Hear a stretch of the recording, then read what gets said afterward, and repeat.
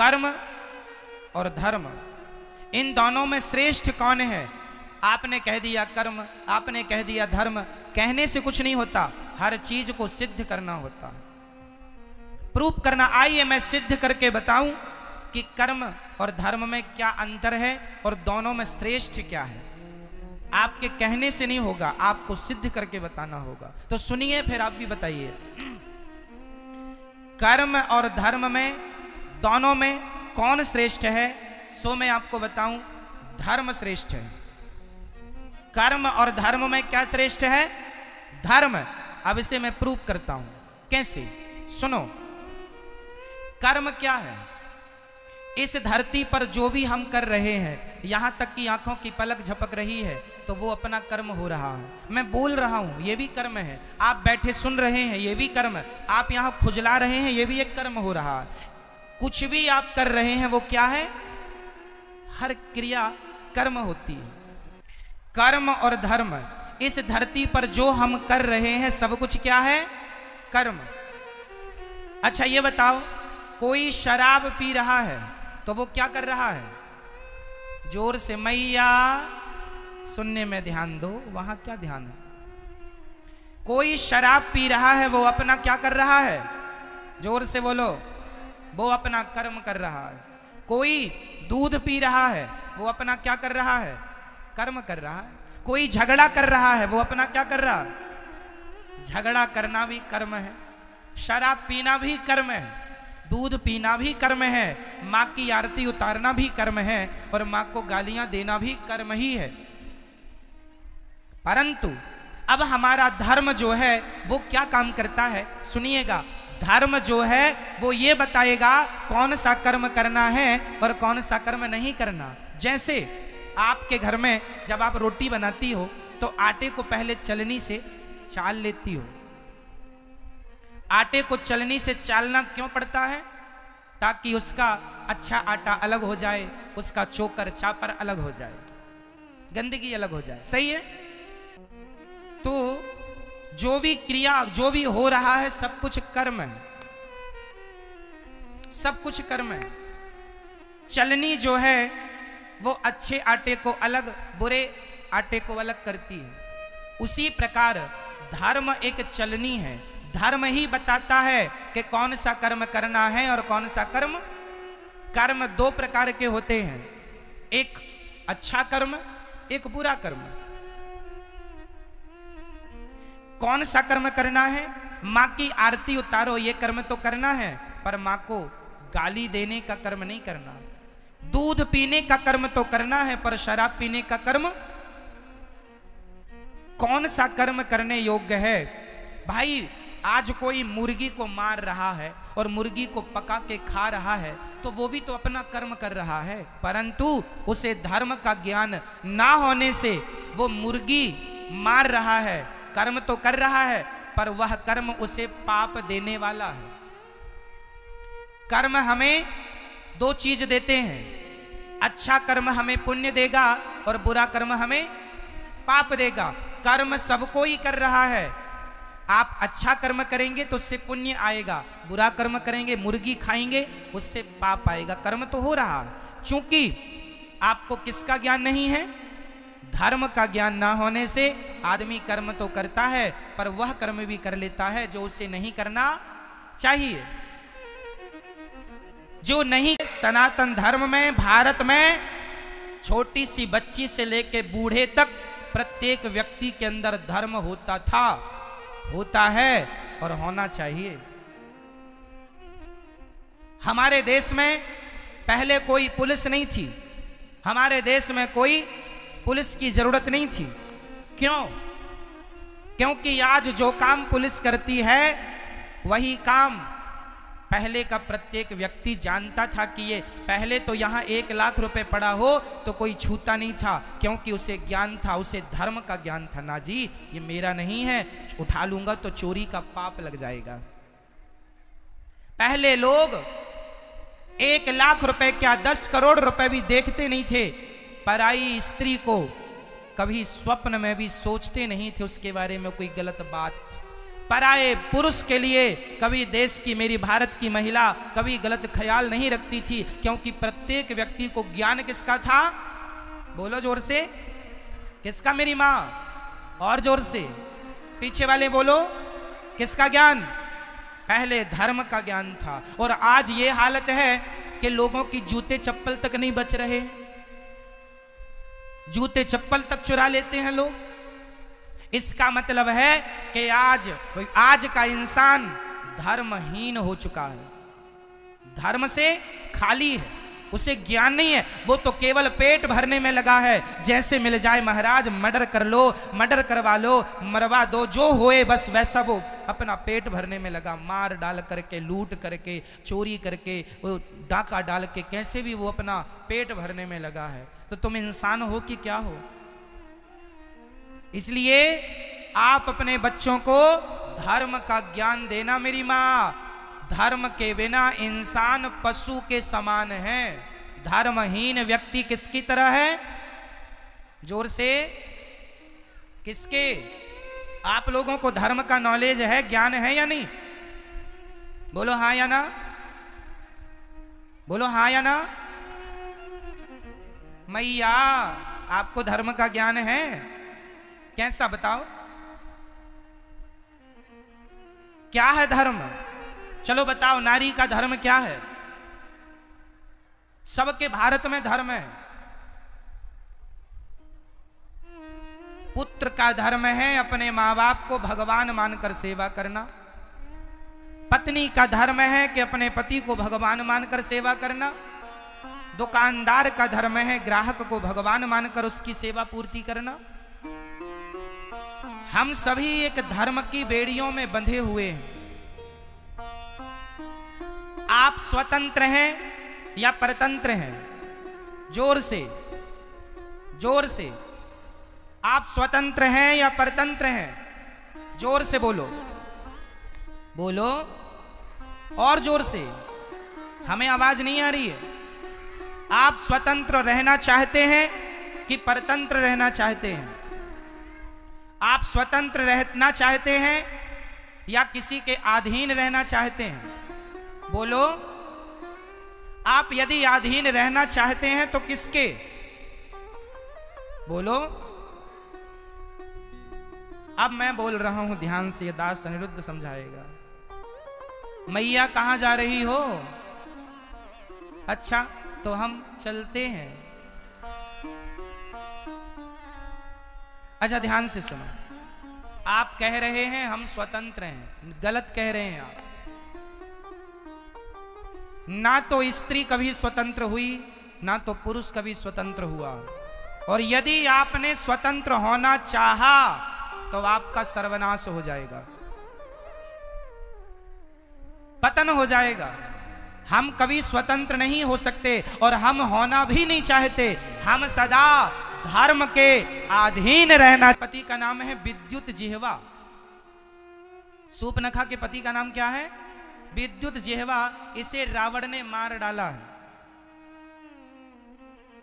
रावण ने मार दिया अपने जीजा को। और सूर्पनखा कहती है मैं कुंवारी हूं। तो लक्ष्मण जी ने नाक कान काट दिया। किसी ने लक्ष्मण जी से कहा क्यों जी आपने नाक ही क्यों काटी? लक्ष्मण जी बोले हाथ काटते तो इसे जाकर बताना पड़ता कि फलानी जगह गए थे तो हाथ कट गया।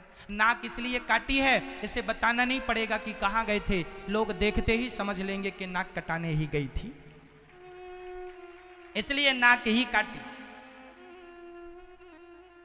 कहती है तो सम पुरुष न मौसम नारी। क्यों? क्योंकि सूर्पनखा का संकल्प वही है जो राम का। निश्चरहीन करऊं मही।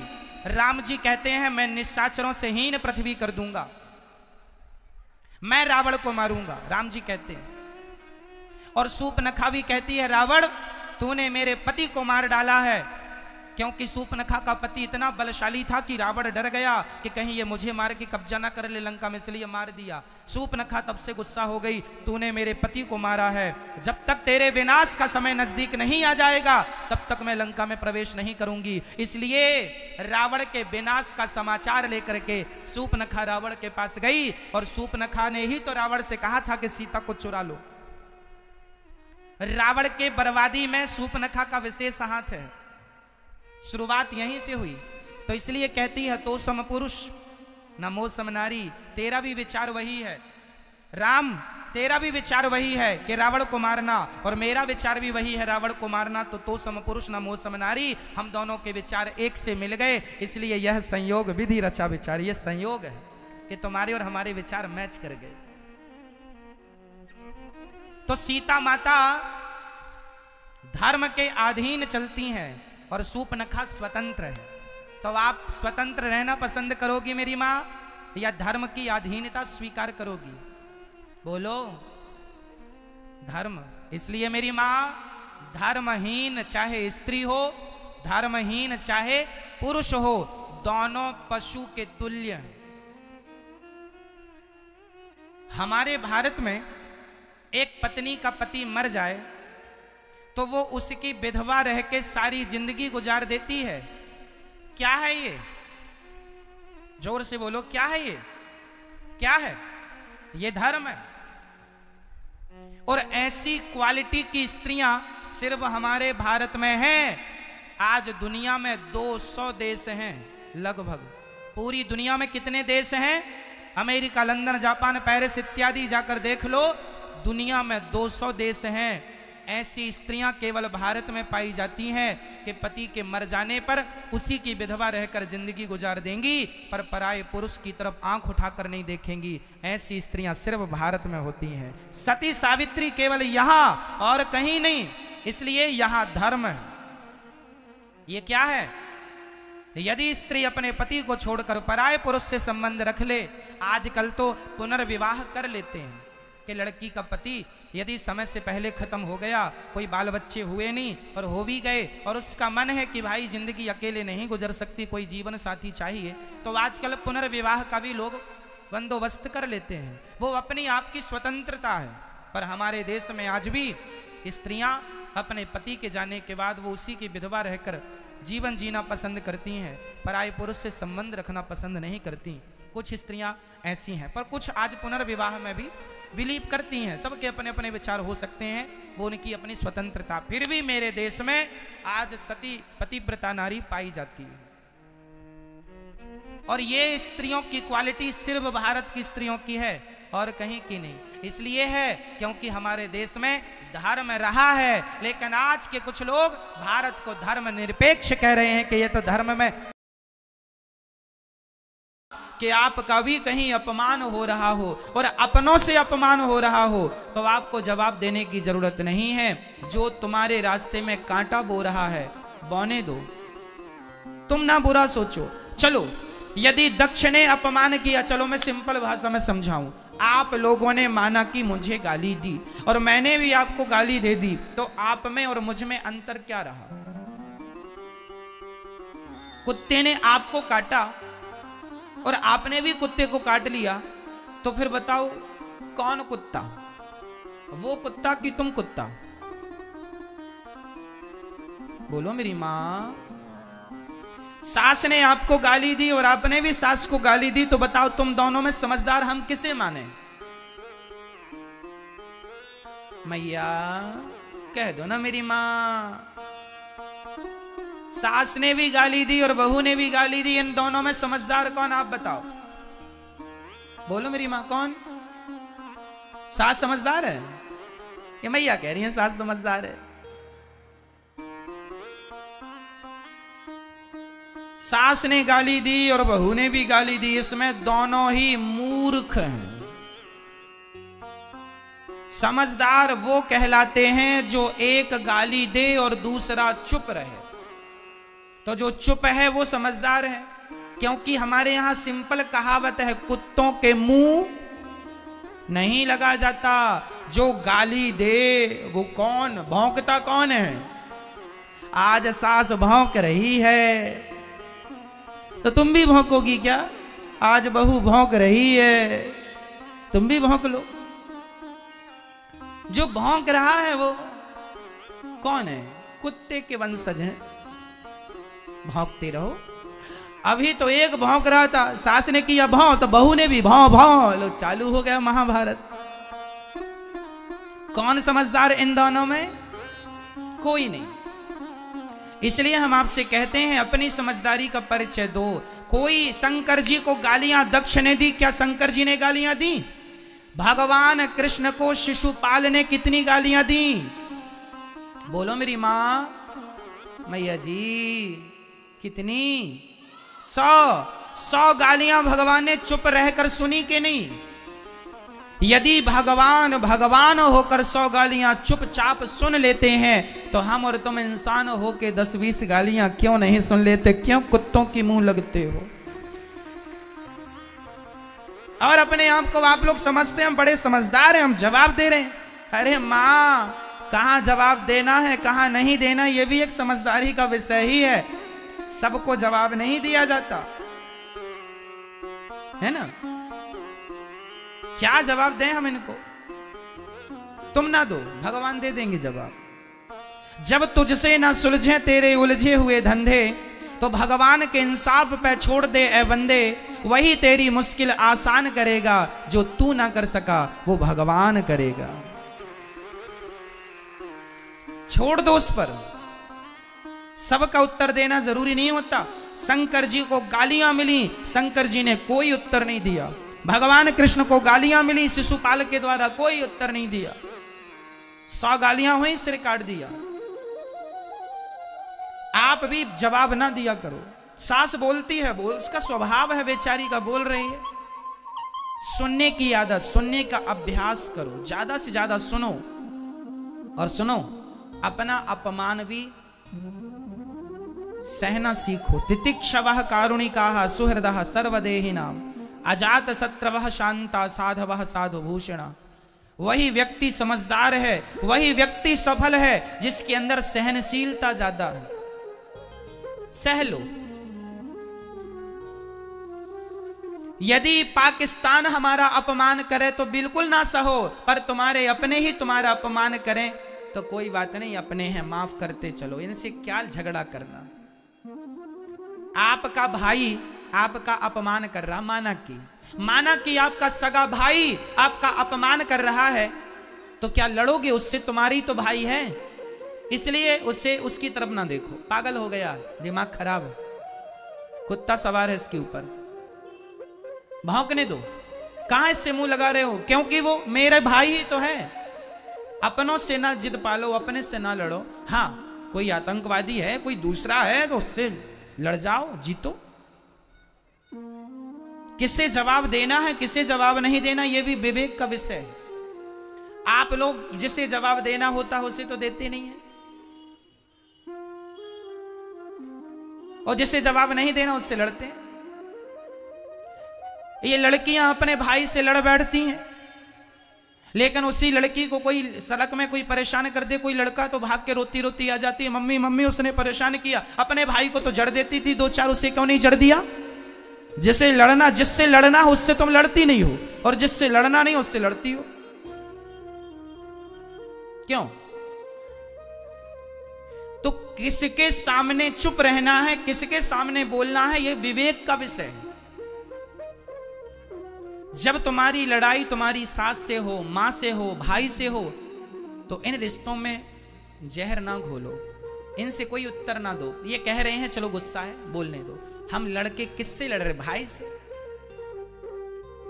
क्या मिल जाएगा भाई से लड़के? इनसे कोई उत्तर नहीं। लड़ना है उनसे लड़िए, लड़ना है भ्रष्टाचार के खिलाफ लड़िए, आवाज उठाइए। लड़ना है किसी के साथ अत्याचार हो, अनाचार गलत हो रहा, उसके पक्ष में खड़े हो जाइए, लड़िए। लेकिन आजकल लोगों को कोई काम नहीं, अपने भाई से लड़ते हैं, अपनी सास से। चलो अब खा लिया, पेट भर गया, चलो अब बहू आओ जरा लड़ लें तुमसे हम, आओ 2-2 हाथ की हो जाए। लो, चल रही है घर में तू मैं तू मैं चल रही। और इससे भी बच गए तो आज भारत में जातवाद का जहर घोल के लड़ रहे हैं। मैं ब्राह्मण, मैं क्षत्रिय, मैं वैश्य, मैं शूद्र, लो भैया आपस में लड़ो, अब तुम्हारा अन्न कैसे पचे, लड़ो आपस में। लड़ रहे हैं, बुद्धि भ्रष्ट कर रहे हैं। अरे तुम्हारी यूं ही लड़ाइयों का फायदा अंग्रेजों ने, मुगलों ने खूब उठाया है। तुम्हारी आपस की लड़ाइयों का फायदा उठाया, कई 100 साल तक तुम भारतवासियों पर, हम पर राज्य किया इन लोगों ने, केवल इसलिए कि हम लोग केवल लड़ना जानते हैं। हम लोग संगठित रहना तो जानते नहीं कि चारों लोग एक साथ रहें, ब्राह्मण, क्षत्रिय, वैश्य और शूद्र। हम लोग लड़ते हैं जातवाद का जहर घोल करके, एक दूसरे से लड़ जाते हैं।